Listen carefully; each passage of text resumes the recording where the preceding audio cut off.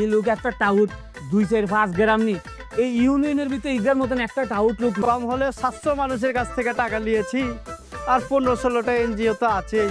মানুষের কাছ থেকে টাকা নিয়ে সেই টাকা দিয়ে বাজার কইরা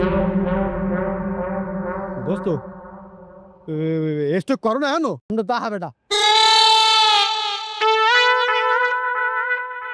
কিরে রানি দেবে জনি টাকা চারটা একটা সমস্যা দেয় বাজার দিক। আরে রশিদ এ ভাই টাকা লাগবে নাকি?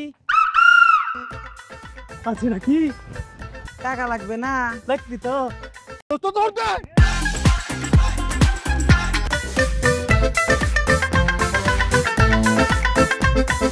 তো গায়ে মুখ দেখাতে পারি না।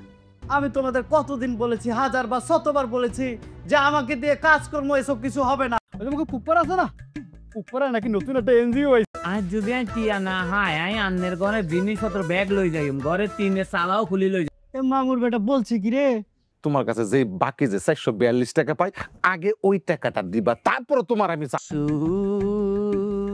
আমি সইব বলো কি